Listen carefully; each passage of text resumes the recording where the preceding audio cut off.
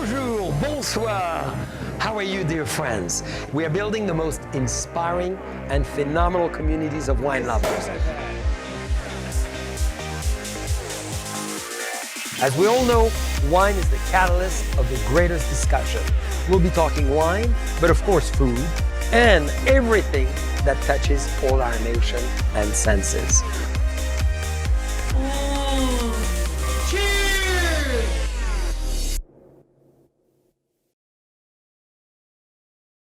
Bonjour, bonsoir, dear friends. Bienvenue, welcome to JCB Live. This is the happy hour time, and a happy hour very special. As I'm here in the heart of Napa Valley, I can almost see Robin on the edge of this fabulous Micamas mountain. Robin Lail is one of the most amazing historical family in the heart of Napa Valley. Her great-grandfather was Mr. Niebaum. Can you believe?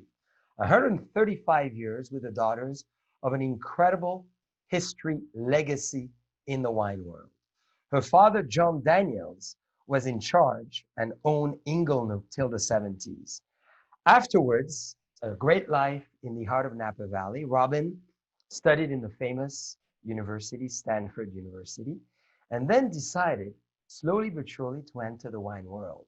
She was, with Robert Mondavi, an amazing, incredible creator of the famous Napa Valley wine auction.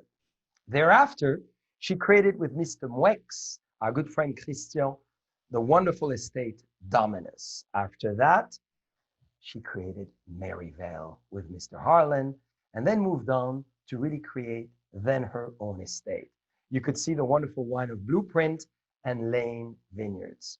Robin is amazing, charismatic, and obviously a true blessing for Napa Valley to have so much heritage, history, and knowledge of vineyards, winemaking, and naturally is encouraging, like many of us, climate change, and of course, the organic and biodynamic philosophy in her estates and around the world.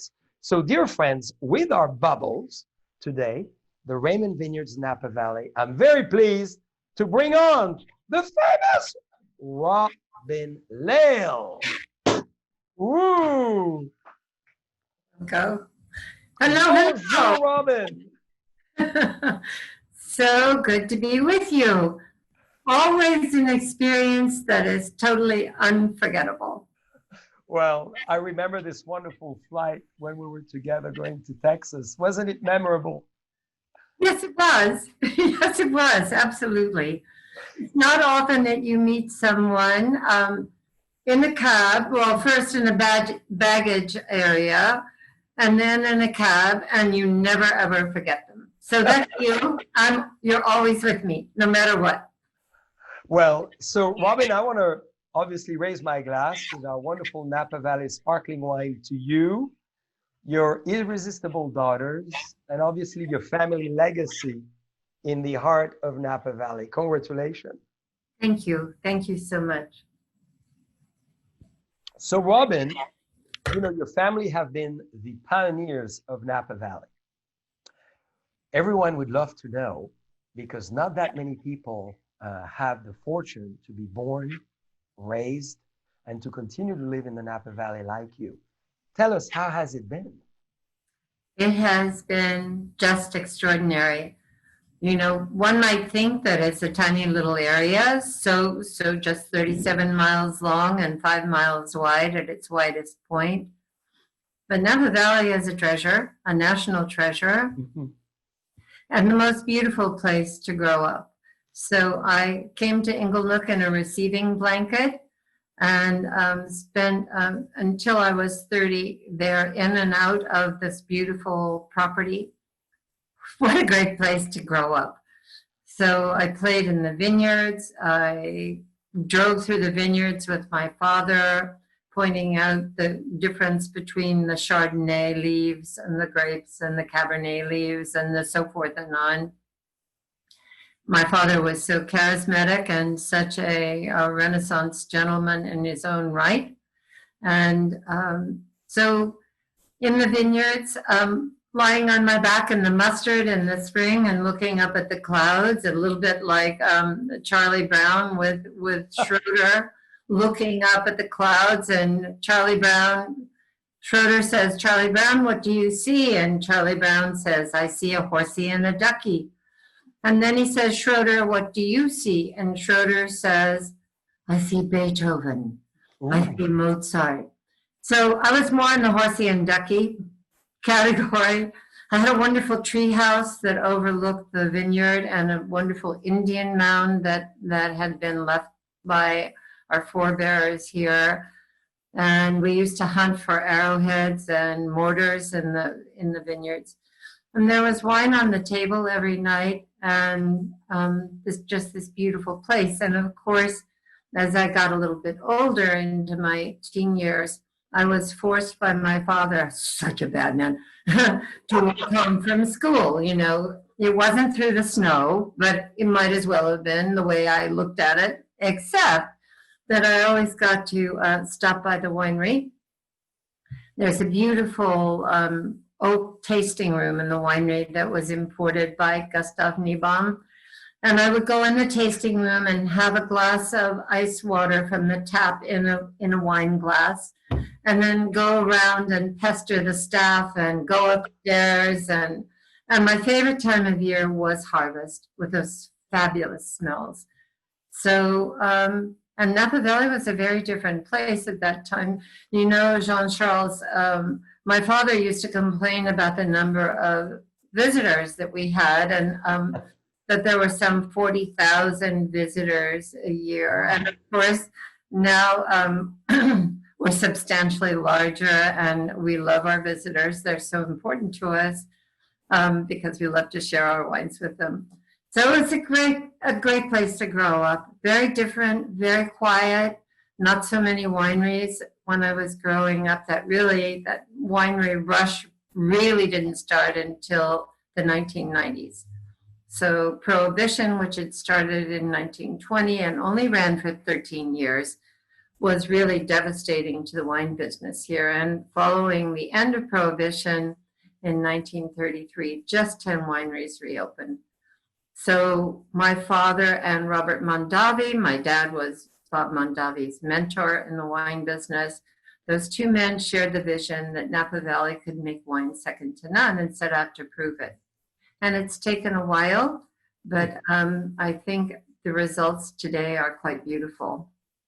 Oh, absolutely magnificent. And you were so much part of it. So when was the moment actually you have your first wine? I would imagine with your father, Mr. John Daniels, he put a little bit of wine on your gums naturally as you were sitting in the delivery room. But is there a moment, Robin, that you have that was the epiphany moment for you as the daughter of a great wine family? Yes, there is. But oddly enough, it wasn't, I don't remember the crib, to be honest. But you know, my mother, who was gone for a number of years when I was a little girl, came back, and I think she was feeling perhaps a little remorse, maybe a little guilt for disappearing for that period of time. And so she announced that she would raise my sister and I in the Mormon church, which is a lovely religion. However, it has no love affair with wine. Wine is forbidden. And so as a youngster, I was allowed to smell. I smelled a lot of wines. And, you know, happily 85% of the enjoyment of a glass of wine comes from here. Yes. So the first tasting I remember was literally going with my dad when I was at Stanford to a commercial tasting. And I remember saying to him, Jean-Charles, oh, Dad, you know, what if the wine tastes awful? And he said, this is what you do. He said, you know, you look at the wine in the glass, you smell the wine, then you very thoughtfully put it to your lips and you taste the wine. You look into the eyes of the proprietor or whoever is pouring the wine and say, that is so interesting. I love that word. It means it all, right? That's a deadly word. Now, how did you do with your own wonderful daughters as far as their wine education? Because a lot of our friends watching love wine, collect wines, and obviously are big fans of wines. They have young children. And the question I always get with my daughters, when did you start and how do you do it? Or how did you do it? So what's your advice? Well, And how did you do it? so I had what you might call not a great start. One night, when our little girl, our first child, Erin, was 3 years old, we went to a restaurant in Napa Valley, a little Italian restaurant. And my husband and I were having a bottle of wine, and there was water on the table. And I said, you know, darling, really, it's time just to put a tiny little bit of wine into some water and have Erin taste the wine. Well, not a good result. I don't think it was very much wine, but Erin apparently thought it was a lot of wine, and she was immediately high. She started laughing, like, ha, ha, ha. Everyone in the restaurant turned around, you know, and then she was giggling. She was so, we had to leave. We had to leave. Are you serious? I'm totally serious. So that was my first introduction to my child for wine. And of course, we were very much more subdued after that, even at home when laughter couldn't be heard. and today, Robin, which is so exciting, and we should start with this wine. You are with your daughters making wine. So from that experience, obviously there was another moment of great conversion, right? Because now they both are very much into wine. Well, you make wine together. Just one, and the other, so sadly, the little girl that laughs so loudly, she is violently allergic to wine. How can that be? That is so unfair. I don't like that expression, unfair. It's unfair. So unfair. Well, hopefully it would change. You know, allergies evolve. So maybe there's going to be a good outcome out of it. So, you know, Robin, as we speak, I'd love for you to describe to us this beautiful blueprint Sauvignon Blanc that we are enjoying. And I want to say to everyone, as you will be interested in purchasing those wines, Robin very generously, as well as all our wines at Raymond, will donate 10% of all the proceeds of whatever is being purchased to climate change organization that Robin has selected. So, Robin, tell us a little bit about this beautiful wine. So this glass of wine, I think, you know, I'm very bad, honestly, Jean-Charles. I rave about my children, and I do get excited about our wines. So I believe that this glass of wine has its own unique character. Sauvignon Blanc has really come of age in Napa Valley, and we are universally making beautiful Sauvignon Blanc wines, I think. Very exciting and fresh and beautiful. And there's no proper way to make a Sauvignon Blanc, which is so much fun because it's a wide open playing field. This particular wine is fermented in New French oak, all New French oak, and then immediately transfers to stainless steel and lives there for a brief period of time after harvest, and then is bottled as a baby generally in April following the harvest year. The wine I have in my hand is the 2019. Oh, the baby, yes it is. Yes. But this particular Sauvignon Blanc, the blueprint Sauvignon Blanc, has a nice lifestyle ahead of it and will be good for anywhere from 5 to 10 years. Again, rather unusual for a Sauvignon Blanc made in a simple style. So I love the wine. It comes from 2 different vineyard areas, one in Yountville, which is a warmer area, and then from Coombsville, which is a cooler area. So the mariage of those 2 different viticultural areas, one warm, one cool, plus this flirtation with oak, I think, gives the wine two things which I like very much. And one of them is this beautiful mouth-filling quality. Yes.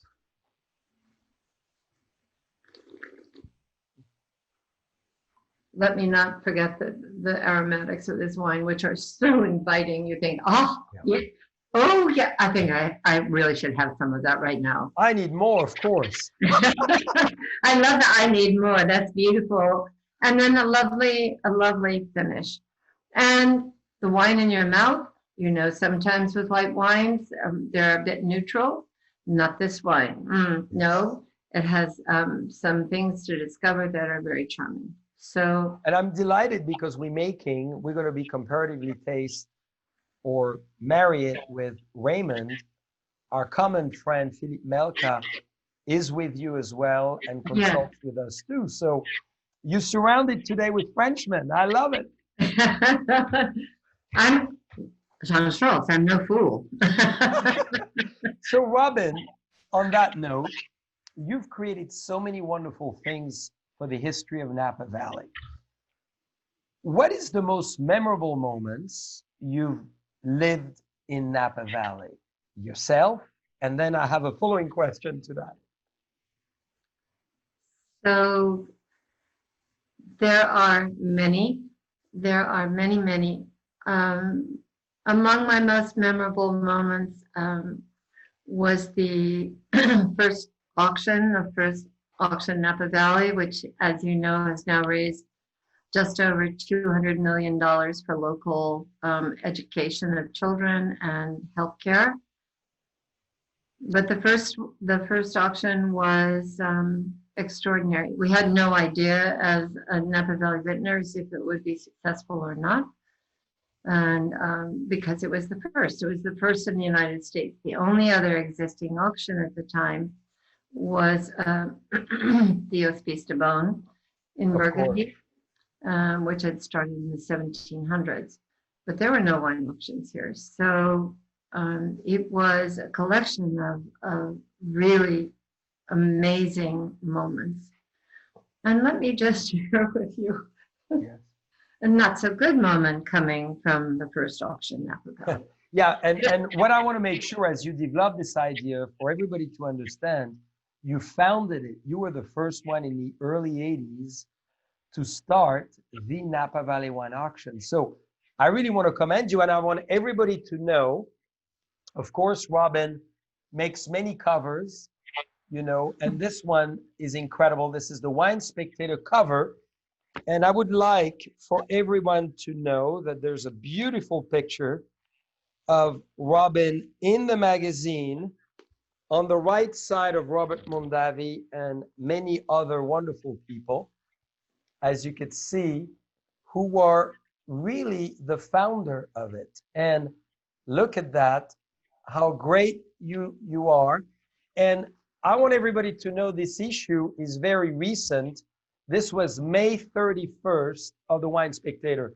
So as you all will want to know more about Robin, because she is such an incredible lady and she's done so much, get the article on the Wine Spectator. You can easily download them from their website. And I'm so excited, Robin, because, you know, I come from Burgundy. I've attended the auction since the age of 10 years old in Burgundy. You know, we've been obviously very active in the last 40 years at the Burgundy Wine Auction. So when we heard, and I was only 11 years old when you started, but we talked about it in Burgundy, that this incredible vision in Napa started to help the community and auction wine and thereafter great trips and everything that came after. I really want to commend you. So you were about to say, what is the tough part of that moment?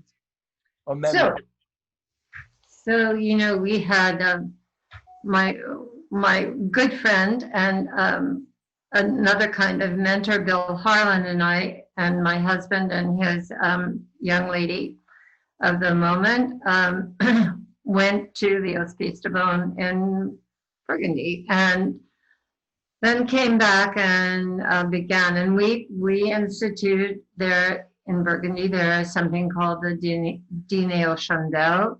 Yes. which is this beautiful candlelight dinner that happens in the bastions of the old hospital. And so we had a candlelight dinner. That was part of our first auction. And the temperature at the time was running about 110. It was so... I know what's going to happen. Insanely, I don't think you do.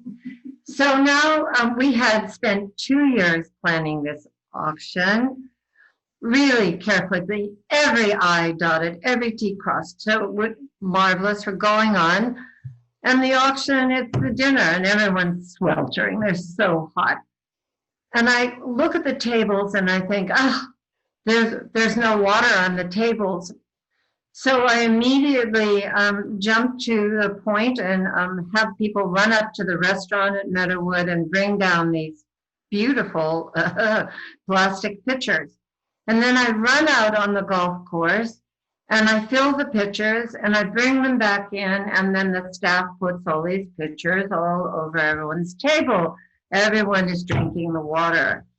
Within about 15 minutes of doing this, I realized that the water on the golf course is untreated. So now I have given the entire guest population cholera. What to do? What to do? What to do? Do I stand up and say, immediately go to the hospital? Do I say I'm the lowest one of life? No. Someone comes to me one moment after that and says, it's all right. And I said, what do you mean it's all right? And she said, just this one faucet that you were working with is perfectly good. Oh. So I was saved. But you know, it's an amazing thing that my hair did not turn white a lot earlier. You know what I thought you would say, Robin? I thought with the temperature you would say all the candles, because this happened to me before. Yes. 110 degrees, all the candles melted on the tables and you started a fire of some kind. Well, that's a good story. That was amazing. So explain us just briefly, how is it to create and how is it to really get people to come? Because a lot of our friends listening today are part of a lot of charities, a lot of communities, and it's never easy to start anything, specifically with such resounding success. Well, we were very lucky.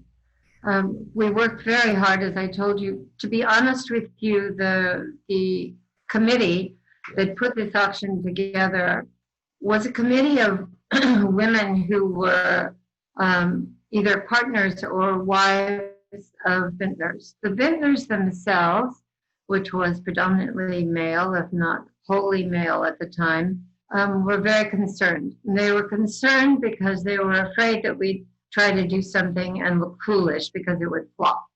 Yeah. And so there was a committee, but these women were spectacular. So Molly Chapelet, you know, did all the visuals and spent 2 years scoping the property at Meadowood to be sure that the sun would be just so and just right. And there's a lot of work that went into it with these fabulous women. And still at the time, you know, when the auction day came finally, we had no idea what would happen. And I don't think that we made an awful lot of money that year, but we did have a very large audience. We had 500 people come to the auction. That's enormous. So it was enormous. And so, you know, in its own way, it was originally started to do three things. One, to raise money for local charities. Two, to promote Napa Valley wines. And three, to bring the community together more. And we had 1,000 volunteers working on the auction. So marvelous. So dynamic, so energizing. And so when we talk about Napa Valley, as I'm going to serve now, the other wine that we make with Philippe, in a way, with Raymond, is our signature series Chardonnay. You can see it much better on my screen than on his screen. Of course. Yes. Thank you for that. And I want to toast to everybody, and obviously to all what Napa Valley is phenomenal for. Is an incredible Sauvignon Blanc, a great Chardonnay, and more to come. So, what is your view of Napa Valley and your vision of Napa Valley today, and where it ought to go in the future? Big question. I'm drinking first. And maybe you say a few words on the wine, Robin. Superb. Superb. It's a beautiful texture of this wine, and marvelous acid backbone that travels all the way through and leaves your mouth so fresh with all these beautiful flavors left behind. It's a beautiful glass of wine. Thank you so much. Thank you. Thank you. It's great to taste each other's wine together like this, isn't it? Oh, it's so much fun. Because I look forward to the next one, as you could see. So I haven't tasted any interesting wine yet. So Napa Valley. You know, I said earlier that Napa Valley is a national treasure. And to be honest with you, Jean-Charles, years ago, the Napa Valley Vintners were celebrating a special anniversary. And you were invited along with 4 other vintners to make comments about Napa Valley and what you saw coming. Yes. And once again, I never, ever shall forget your comments, which were the most magnificent and beautiful and stunning comments about the beauty. They were soulful, and they spoke to your entire being and your love affair for this valley. So I share that love affair. Sadly, I'm not as eloquent as you, but much more. And you are with a pen, as we'll talk later. So this place is a unique place. And you know, one of the things is, remember I was speaking earlier about the fact that it's not very big. And so what happens, I think, is that the soul and the spirit and the passions that are extant in this valley, and there are a lot of them, believe me, get captured between the ranges of hills on either side, and they reverberate back and forth. And so people come here and they are taken, they're touched. And living here is one of those things that you never get tired of. You know, here we are in this crazy time, and we're so lucky to be here locked down in this beautiful place. So what goes forward, it's fascinating. We're all looking at that very seriously, of course. Temperatures are rising. Yes. What effect will that have?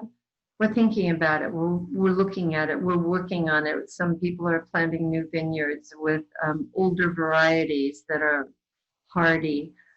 But there is a future here, and that's my most important point. This place will not go away.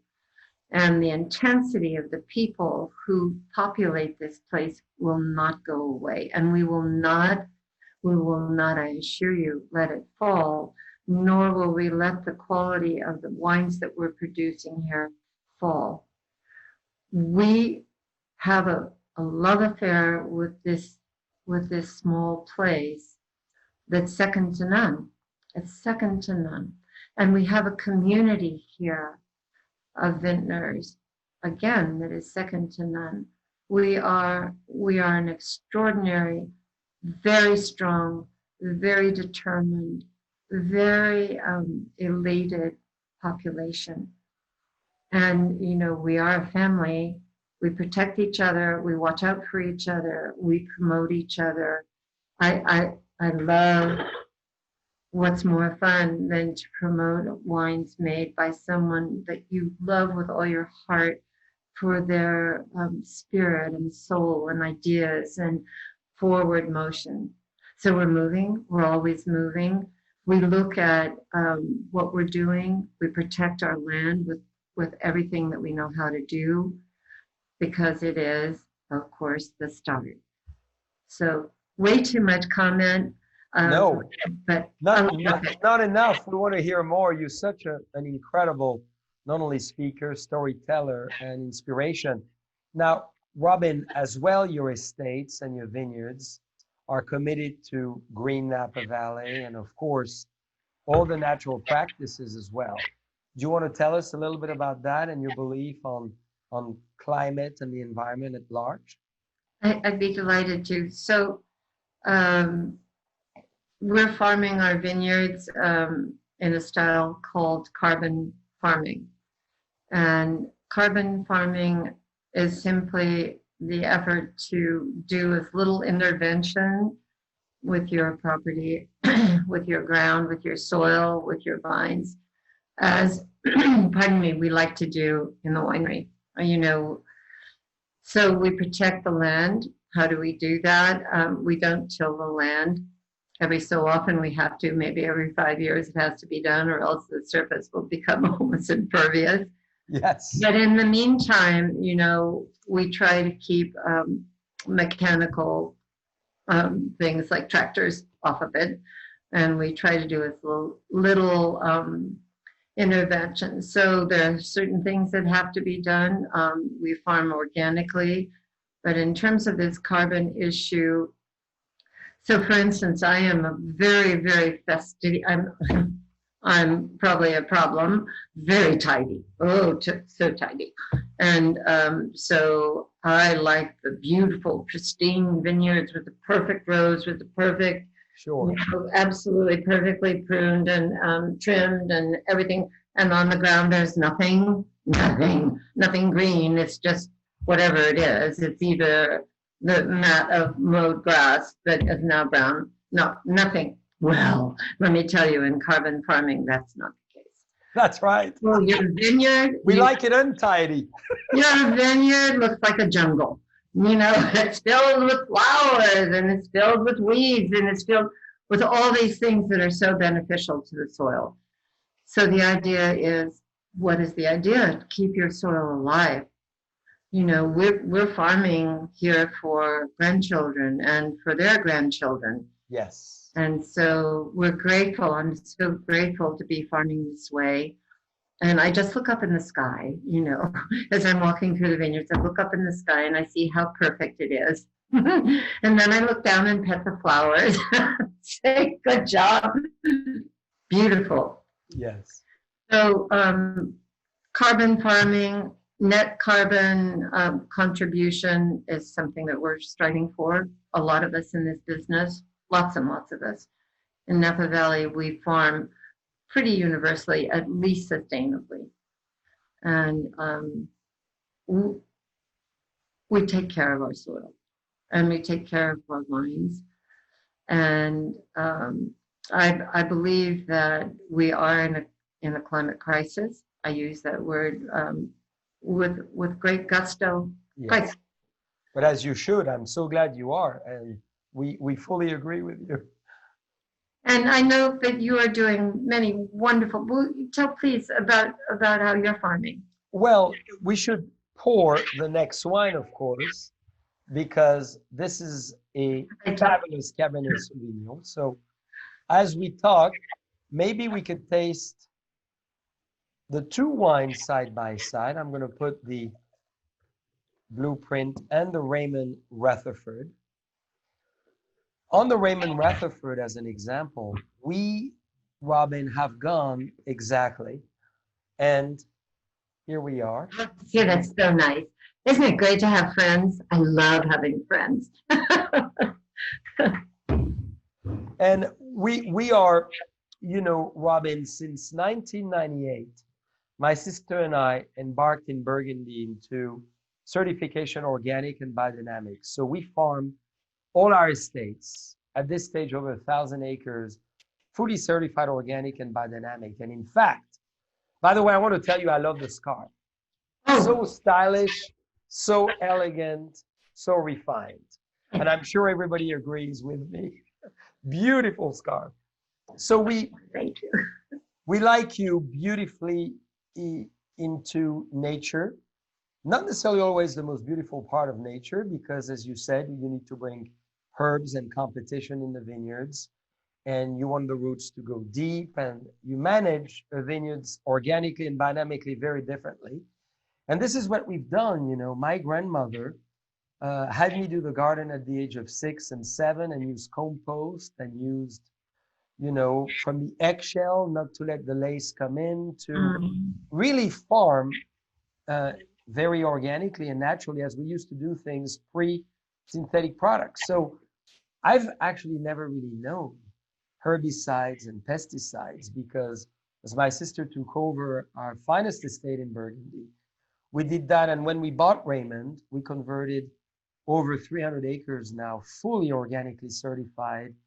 And even more importantly, we went the next step, which I really believe in, is biodynamic farming. So you prevent, you treat the vineyards with a plant, and you basically prevent every illness. And, you know, the Raymond have been wonderful friends, and your friends as well, and we love them. And they've embraced as well this evolution. And we've never had such beautiful fruit, giving fruit, natural fruit, that obviously makes thereafter stellar wines, because the wine is made in the vineyards. The wine is made in the vineyards. It is. Don't tell Philippe. That's right. So, Robin, as you describe your wine, and I think you really ought to, I'd like for you to share with everyone around the world today that you've been a serial entrepreneur. You know, besides Inglenook, Stanford School, Mondavi, then you created Dominus, then you went to Maryvale, that you created. And then you said to yourself, obviously, you want to create your own estate fully with your children. And now you've created this amazing estate, Blueprint, and under the name as well, Lail Vineyards. Tell us about what triggered that in you, wanted to do this, and two, how did you bring your daughter into it, and how are you building it for the next generations? So 3 questions in one. That's right. That's right. And 14 seconds in which to answer you. We have plenty of time, because you're one of the most fascinating ladies in the wine world. And that Texas ride we did in the taxi, I wished it would have lasted 4 hours instead of half an hour. I'm glad we went in the same hotels, but you know, we couldn't see each other again before. That was the end. That was the end. I saw you holding forth, and that was it. But it was great. Okay, so, you know, when my father, because I was raised in the Mormon church, no, reverse, okay. And do this, you know, do this when it's too much, okay. No, it's never too much.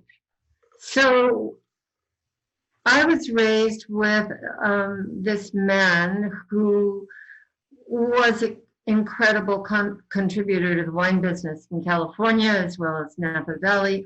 But he was a man who had this love affair with the Inglenook Ranch and the vineyards and the winery and the legacy coming from his great uncle,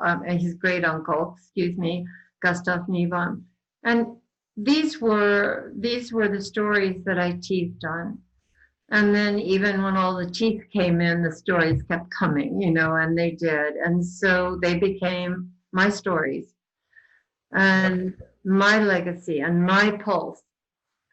And so, you know, in spite of my mother, when Dad sold the winery, I was 24 years old, because there was no one to leave it to, you know, because we were not allowed to be in the wine business. And what a sadness. But I wouldn't be who I am today if that had happened. So, you know, grander, way grander. No. But you know, impossible. So that when the winery was sold, that was it. It was finished. It's finished with a legacy. I felt so bereft. Because, you know, in one lifetime, how could anyone rebuild a 3-generational 1,831 acre property with another 125 acres in Yountville? How could that happen? Amazing. And by the way, My wallet was, my husband's, my wallets were very thin, extremely thin. Maybe not even needing to carry a wallet. So, impossible. So I didn't want anything to do with it. Inglemuck had been the Lafitte of Napa Valley for me as a child growing up. I'm so proud of what my father had done. And so that was the end. And then my father died in 1970, and I was asked to come back and manage the remaining vineyards. And we still had 200 or 300 acres of vineyard. And so I did that. And guess what? It all started stirring up. You know, I thought I had all placed it over. No. And then my mother quickly sold all those vineyards as fast as she could. And I was able to maintain one for my sister and myself, which was the Napa Vineyard, now home of Dominus. So I was, let's say, when I married my husband, John, in 1966, he said, we have to go into the wine business. And I thought, what do you know? You're from Colorado. Get out of here. You know, no, we're not starting in the wine business.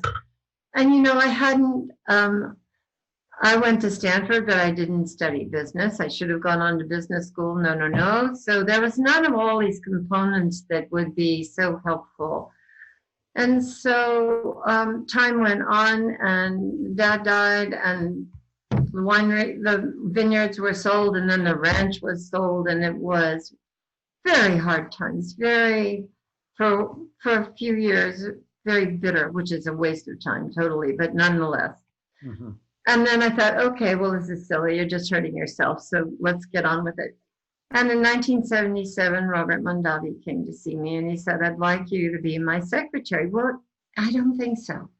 Remember, I mentioned that Dad had been his mentor in the wine business, and Bob had been devastated when Dad sold the winery and didn't let Bob know that he was going to do that, because he would have tried to buy it himself. Yes, for sure. So I believe today that Robert Mondavi hired me so that he could train me and get me going again, because there was so much training in the 5 years that I was there. I was so lucky, so lucky. So now, and every day at 2 o'clock, if he was in the winery, he would call me into his office and say, Robin, you have to go in the wine business again. And I'd say, Bob, I don't have any money. I don't know what I'm doing. I couldn't. He said, but you have that vineyard. You know, you have that vineyard. Mm-hmm. So, very high valuable vineyards, a beautiful. Well, it was a good piece of vineyard, yes, and which I did know. So, in 1982, you know, Christian Moex came and was interested, and we formed a partnership with my sister. And I thought, this is it. You know, I was so frightened by the thought of starting over. How could I possibly step up to the plate, you know, in this time? And so, and I didn't want to flub. I didn't want to do something. And no one would want to, so. So now I think I've got it. You know, here are these two beautiful families coming together from France and Napa Valley. We've got it made. This is perfect. We'll amalgamate into a new vision for the 21st century, and we'll go forward. But that just wasn't Christian's plan, I think. And I think that he really wanted to make it his own property. And so in a period of time, that happened. And there was a lot of wonderful things that happened in between, of course.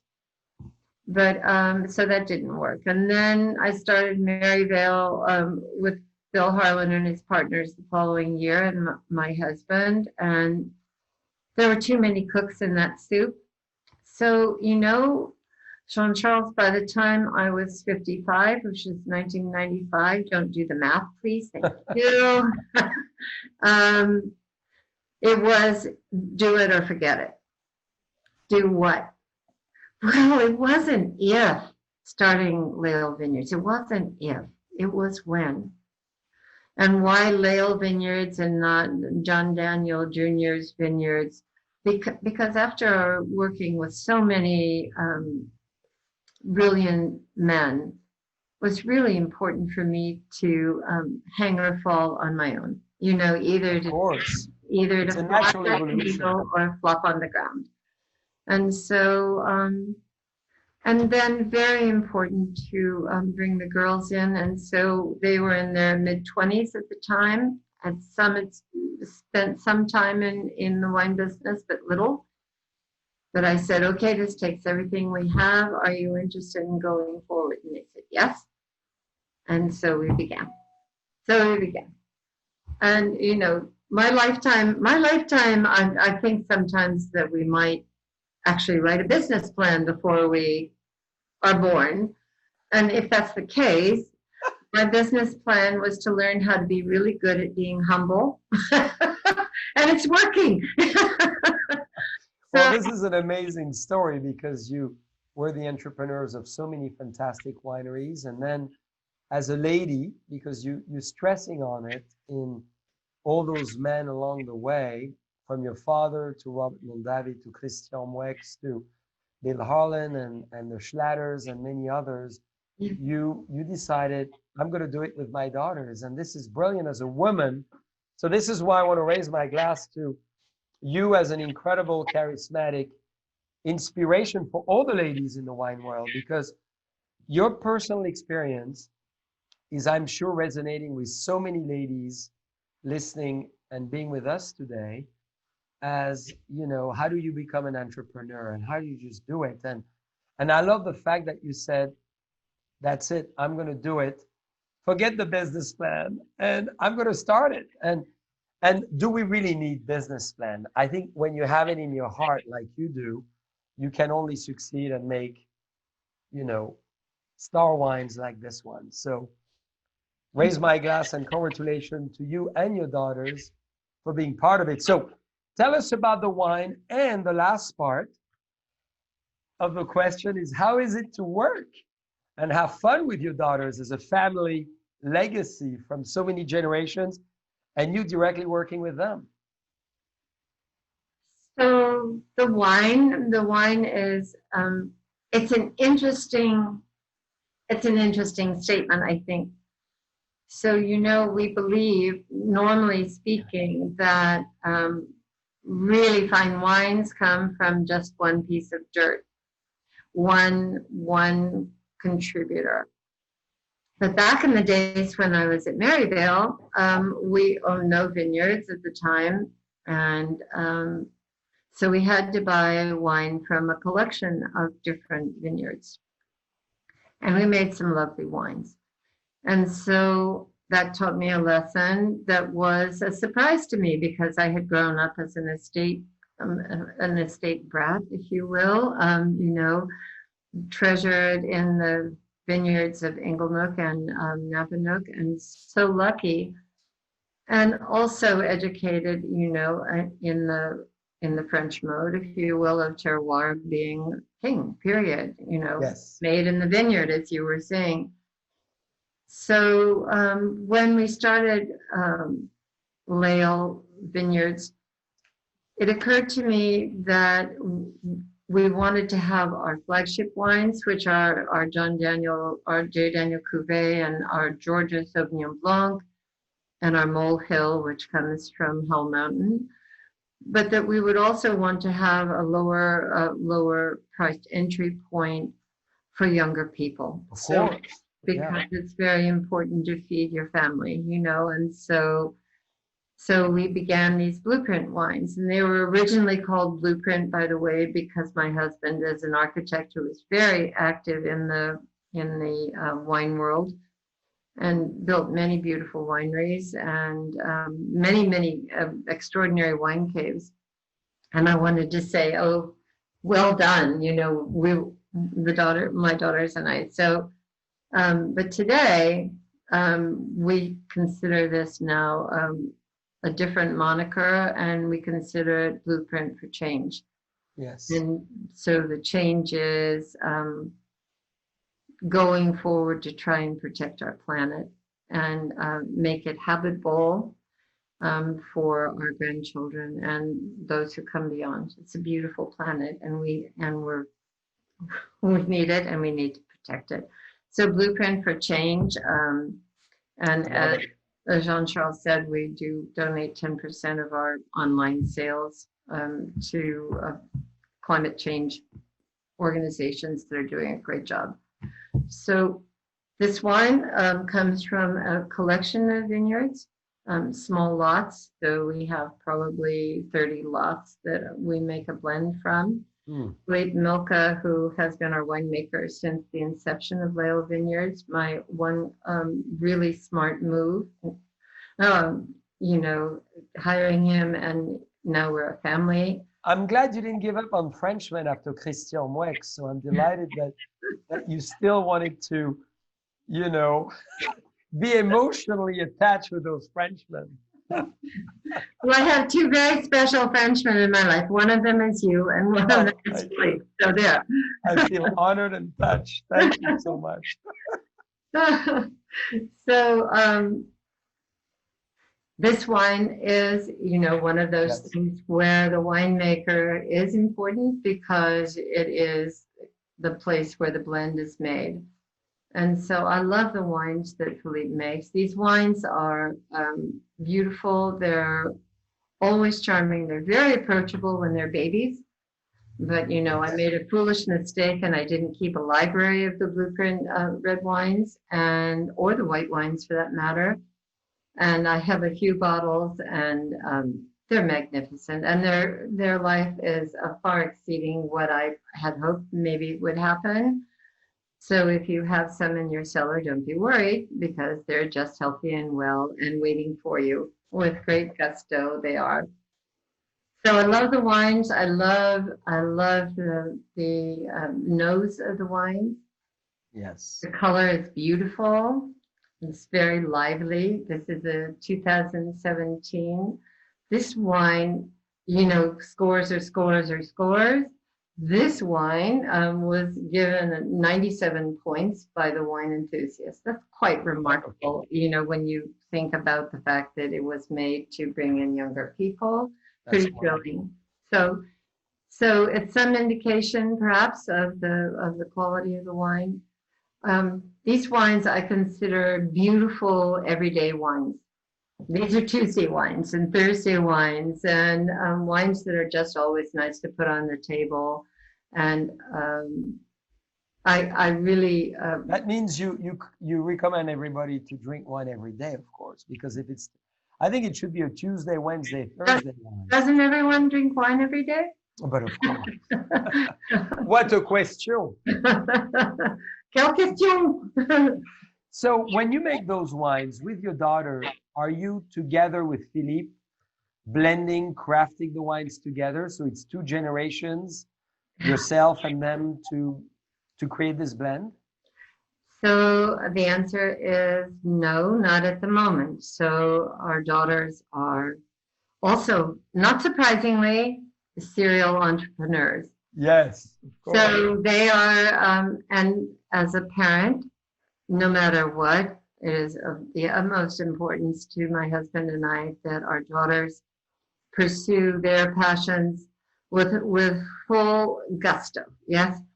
And so they are my great supporters. They're my great team.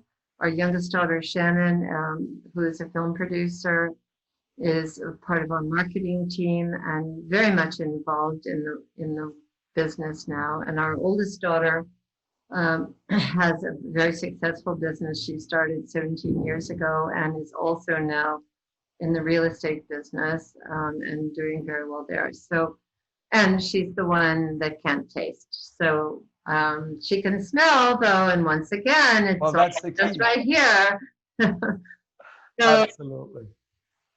So they're there, and they are strong behind me, and Shannon's strong in, and Erin, is my fabulous secret weapon. And so when we do tastings, we go out together, and she is a delight and a great passion carrying forward this wonderful tradition. So I'm very lucky to have them. not perhaps in the normal way that you might think, but nonetheless very much there. Well, it's great. And I believe in entrepreneurship, there's no normal way. And That's true. There's no blueprint, so to speak, to how to do something. I think it's great, as you said, to be on the tangent for everybody to follow their passion.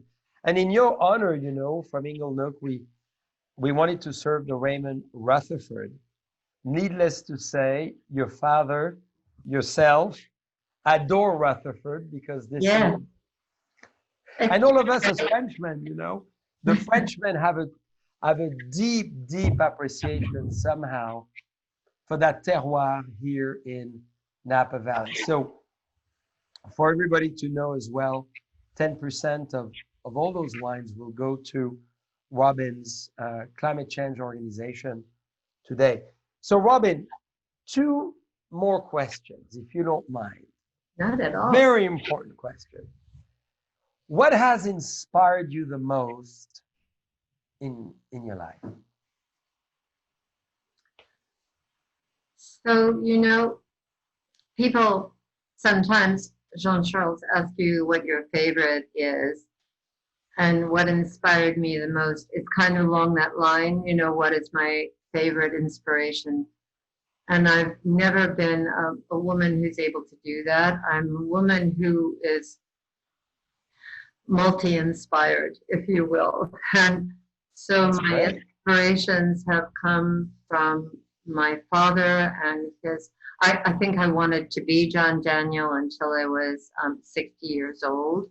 It was kind of not going to happen, but I wanted to be of the level of elegance and important to the ongoing of our business, of our Napa Valley business. So he was a huge inspiration for many, many reasons.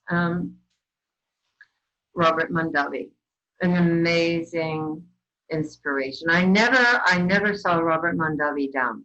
Never, not ever, not once. And believe me, he had many reasons to be down flat on the floor, you know, maybe even crying a little, but never, always positive. He had these wonderful homilies, which were, do you realize how lucky you are? It's all in how you look at things. Just think about these statements. They're so good. Don't forget to look back and see where you came from.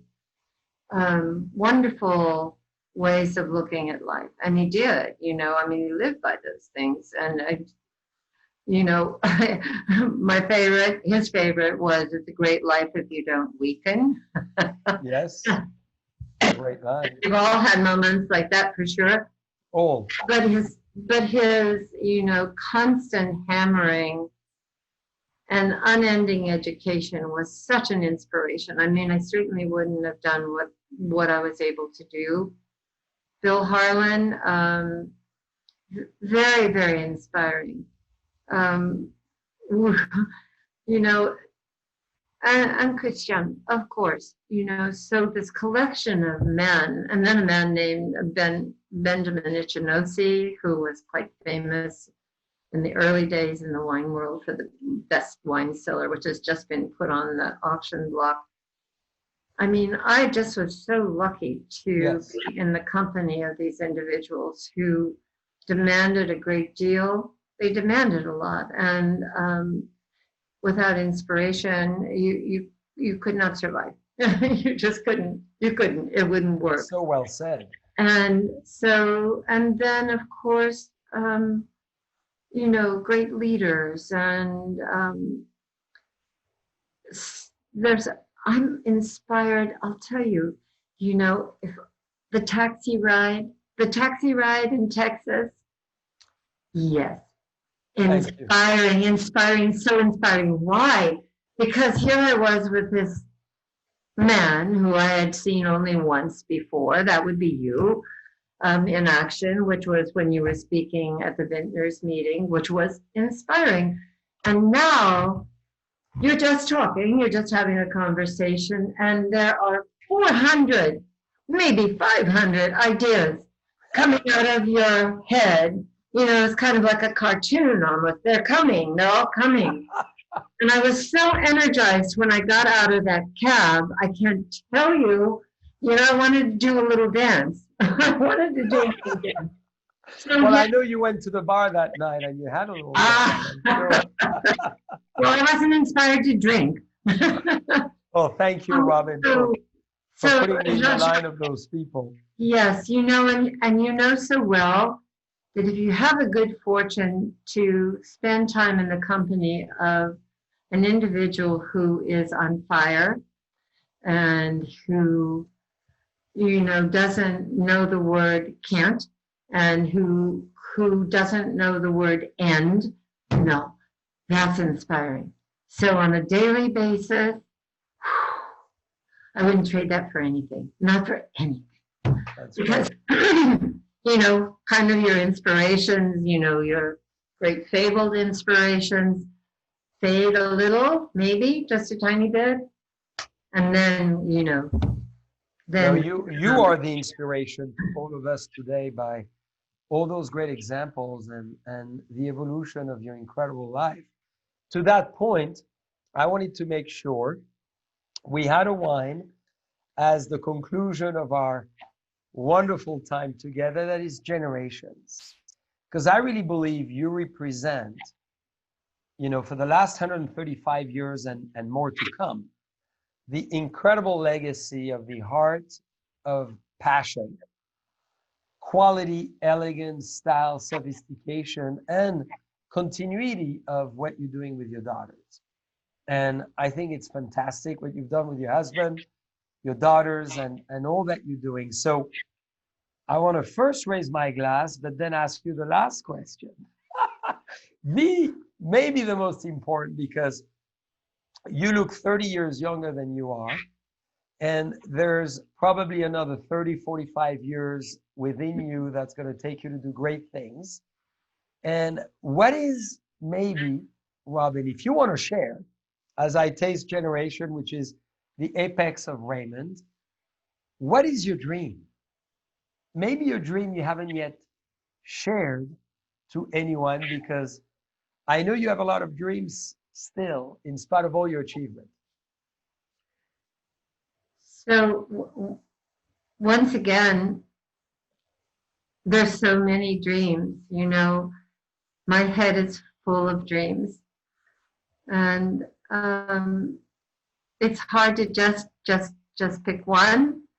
So on the simple side, let's say, my dream is to have 100 acres of my own vines, you know, that are under my embrace. My dream is to have a lovely winery. My dream is to make wines that ultimately will be considered wines that you cannot live without in your cellar. Well, that's the case. Oh, thank you. You're so French and so lovely. Thank you. No, but it's true. And I'm not the only one thinking it, obviously, luckily. Thank you. So my dream is for this project, this Lail Vineyards, to go for generations to come. Yes. You know, we're 6 generations into this story so far. We have wines named for all of our grandchildren. The youngest grandchild, this is a lovely story, if I might, if I could tell you this story. So our youngest grandchild was 5 years old, and we decided that we really needed to make a wine for her with her name on it. And when she found out at age 5, she said to her mother, "Will you please write a letter to Gigi?" That's me. And so she dictated a letter, and it said, "Dear Gigi, I am so thrilled that you are making a wine for me with my name on it.